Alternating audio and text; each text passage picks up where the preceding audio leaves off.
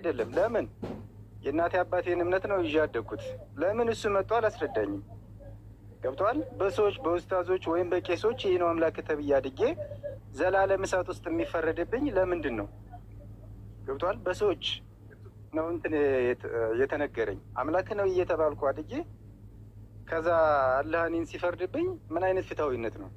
ወይ እሱ መልአክ ልኮ ወይም ደግሞ እኔ ነኝ አምላክ ብሎ አላስረዳኝ።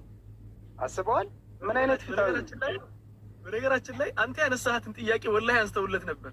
አላህ ቁርአን ላይ ጠቅሶታል። ወላሂ አልዓዚም አላሁ አክበር። አላህ እኮ ሱብሃንአላህ ቁርአንን ስትከፍት በነገራችን ላይ ገራሚ የሆኑ እንትኖችን ነው የምታየው። ምን ይላል መሰለህ? ይቅርታ አድርግልኝና ልጨርስና እና ዞሮ ዞሮ በቃ አንድ አምላክ ነው ያለ። ይህ ሁላ ህዝብ እንግዲህ አስበዋል። ስንት ሚሊዮን ህዝብ አለ። ኢየሱስ ክርስቶስ እኔን አላመለካችሁም ብሎ እሳት ውስጥ ሲከታቸው ምን አይነት ፍትሃዊነት ነው? ቆይ ከዛ ደግሞ ኢየሱስ ክርስቶስ የለምን በልና አላህ ነው ያለው። አላህ እኔን ለምን በእኔ አላመናችሁም ብሎ ይህን ሁላ ህዝብ እሳት የሚከትበት በምን አይነት ፍትሃዊነት ነው? ገብተዋል። ዞሮ ዞሮ ያው ብዙ ጊዜ አይገለጥም፣ ግን ብቻ ይጨንቃል። ሁሉንም ስታስበው ገዛኸኝ አንድ ነገር ልጠይቅህ እስኪ። እሺ ጠይቀኝ። በእርግጠኝነት አካዳሚክ ትምህርት ተምረሃል። የተማርክ ሰው ነህ። ተምረሃል አካዳሚክ ትምህርት። ክላስ ውስጥ አንድ አስተማሪ እየሰማኝ ነው አለ ገዛኸኝ? እየሰማሁ ነው። አንድ አስተማሪ ምንም ነገር ሳያስተምር መጥቶ ፈተና አቀረበልህና ፈተናውን ወድቀሃል ብሎ 0 ሰጠክ። ምን ትለዋለህ ያን አስተማሪ?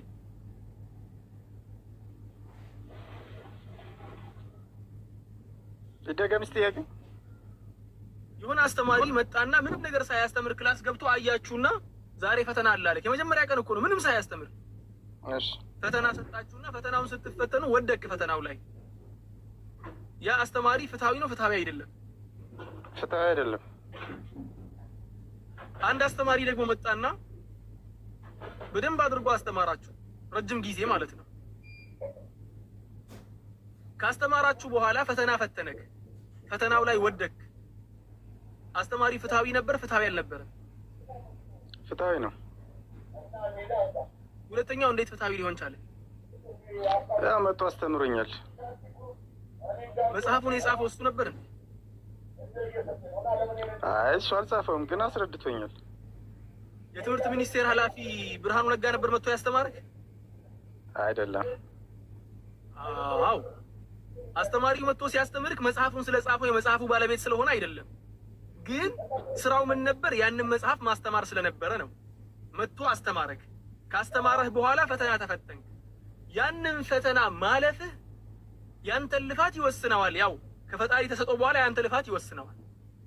ግን አንድ ተማሪ አስተማሪ ተልቆለት የሚያስተምር አስተማሪ ክላስ ገብቶ እያስተማረ ትምህርቱን ሰው ሲማር ጥሎ እየወጣ ፎርፌ የሚባል ነገር አለ በልጅነታችን። ፎርፌ እየመታ ጥሎ እየወጣ ረብሻ እያረገ ምን እያረገ ፈተናው ሲደርስ ወደቀ። አስተማሪ ነው የሚተቸው? ተማሪ ነው የሚተቸው? ተማሪ። ለምን? ምን አጠፋ ተማሪ? እየፎረፈ ነበር፣ ትምህርቱን በአግባቡ አልተከታተለም። እንዴ ብርሃኑ ነጋ እኮ መጥቶ አላስተማረው? ያስኬዳል? ገዛኸኝ ያስኬዳል? እስኪ አንተ አረዳድሽ እንዴት ነው? ያስኬዳል ወይ ማለት ብርሃኑ ነጋ መጥቶ አላስተማረህም ወይ ደግሞ የመጽሐፉ ጸሐፊ መጥቶ አላስተማረህም። እያስተማረክ ያለው አንድ ተራ አስተማሪ ነው። ስለዚህ አሁን አላህ ሱብሓነሁ ወተዓላ የሆነ ምልክት አልሰጠኝም ማለት ከነቢያቶች በላይ ወፊ አንፉሲኩም አፈላ ቱብሲሩን ይላል አላህ ሱብሓነሁ ወተዓላ። ወደ ነፍሶቻችሁ አትመለከቱም እንዴ? እንዴት አድርገን እንደፈጠርናችሁ ነፍሶቻችሁ ራሱ እኮ ለእናንተ አስተማሪ ነው አለ። አፈጣጠራችሁ ራሱ ተናገረና ወቃሉ ለውላ ኑዚለ ሃዘል ቁርአኑ ዐላ ረጁሊን ሚነል ቀርየተይኒ ዐዚም አሁም የቅሲሙነ ረሕመተ ረቢክ። ምን ይላል ሌላ አያ ውስጥ ደግሞ ወለው አንዘልና መለከን ለቁድየል አምሩ ምንድን ነው የሚለው? ወለው አንዘልና መለከን ለቁድየል አምሩ ይላል። አላህ ለምንድን ነው መልአኮችን የማይልከው? ቅድም የጠየቀውን ጥያቄ ወላሂ ያንን ያነሳው አላህ። ለምን አላህ መልአኮችን አይልክም? መልአኮችን ቢልክ እቀበል ነበር ይላል። አላህ ደግሞ አጭር መልስ አስቀመጠ። መልአኮችን ልኬ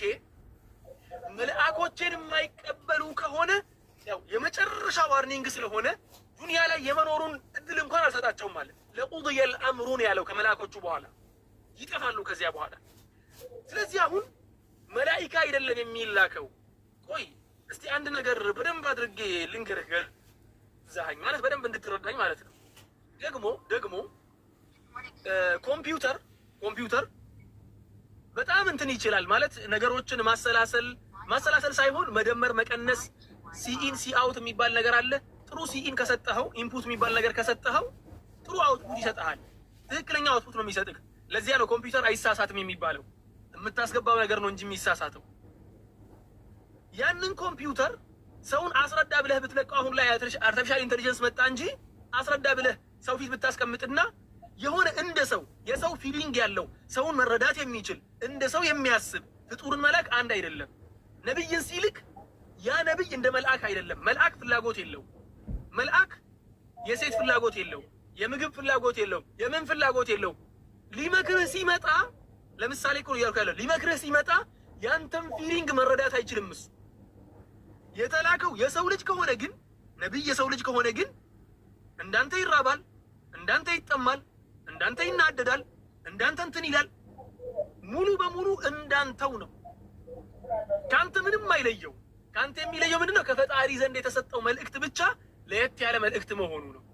ስለዚህ ያንን መጽሐፍ መጥቶ የመጽሐፉ ጸሐፊ ካላስተማረኝ አበደን ገብቼ አልማርም አልፎርፍም የማትል ከሆነና አይ መጽሐፉ ከመጣና አስተማሪ ከመጣልን ችግር የለብኝም ማንም ይጻፈው፣ መጽሐፉ ታማኝነት ያለው ከሆነ አስተማሪው በደንብ ካስተማረኝ ቁጭ ብዬ ተምሬ ተፈትኜ ጥሩ ቦታ ለመድረስ ዝግጁ ነኝ፣ ጎበዝ ተማሪ ለመሆን ዝግጁ ነኝ የምትል ከሆነ ፈረሱም ይኸው ሜዳውም ይኸው።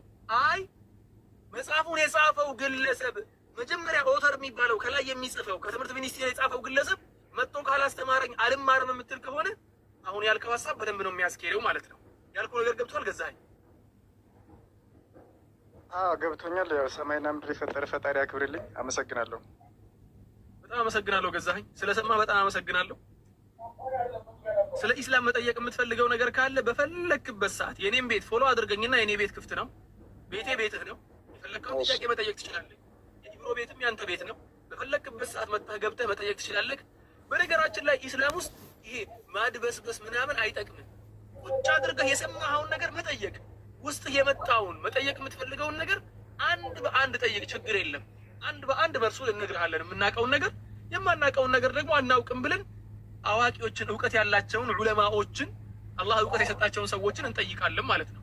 ያ ነው። እናመሰግናለን ገዛኸኝ። እሺ አመሰግናለሁ። ለአንድ መልእክት ምንድነው እንደዚህ በፍቅር ሁሉንም ነገር አለ አይደል ብታስተምሩ። መበሻሸቅ ጥሩ አይደለም አለ አይደል? አትበሻሸቁ። እንደዚህ በፍቅር ምናምን ነገር አስረዱ። አንድ ነገር ልንገርህ ገዛኸኝ። አንደኛ ነገር አንተ በጣም ጨዋ ሰው ነህ። በጣም ጨዋ ሰው ነህ። አመሰግናለሁ። ወላሂ የምሬን ነው። በጣም ጨዋ ሰው ነህ። እንዳንተ ያሉ ወንድሞች ደግሞ ያስቸግራሉ። ለምንድን ነው የሚያስቸግሩት? በል ሰውን ሁላ እንደ ራሳቸው አድርገው ነው የሚያስቡት። አንተ አሁን መልካም ሰው ስለሆንክ ለመማር ስለመጣ በቅንነት ስለመጣ በቅንነት ጠየቀኝ። ከጥያቄ መነሻ ቅንነትን ስላየሁብህ ወደ ቤት አልገባም አልኩህ አይደል? ወደ ቤት አልገባም ቁጭ ብዬ እናገራለሁ አልኩኝ። ምክንያቱም በጣም ተመቸኸኝ። አንተ አነጋገር ለመረዳት የመጣ ሰው ነው እንጂ ለመሰዳደብ ለመበሻሸቅ የመጣ ሰው አይደለም። ቅድም የነበረው ልጅ ደግሞ ለመበሻሸቅ ነው የገባው። ልክ ገብቶ 3 ቃል እንደተናገረ አወረደው። ከነስ ዝጋ ብለን ዘጋም ማለት ነው። ንግግሩን አያስፈልግም ብለን ሁሉም ሰው እንዳመጣጡ ካልሸኘኸው አንዳንድ ሰው ባለጌ ይሆንና አንተንም ባለጌ ሊያደርግ ይፈልጋል። እኛ ደግሞ ባለጌ መሆን አንፈልግም፣ መስደብ አንፈልግም፣ አላስፈላጊ ነገር ውስጥ መግባት አንፈልግም። ነገሩ ሌላ መስመር እየያዘ መምጣቱን ካየን ወዲያው ማውጣት ነው የሚመቸን። ትክክለኛ መንገድ አድርገን የምናስበው። እንዳንተ ያሉ ወንድሞች ከመጡ ስርዓት ያላቸው ሰዎች ምንም ችግር የለብንም። የፈለገውን ሰዓት ያክል ቁጭ ብለን ለማውራት ለመጫወት፣ ሀሳብ ለመለዋወጥ ዝግጁ ነን እልሃለሁ። እናመሰግናለን። እሺ በድጋሚ አመሰግናለሁ። ዛሬ ደግሞ ታች ያላችሁ ወንድሞቼና እህቶቼ መድረኩን እንዳለ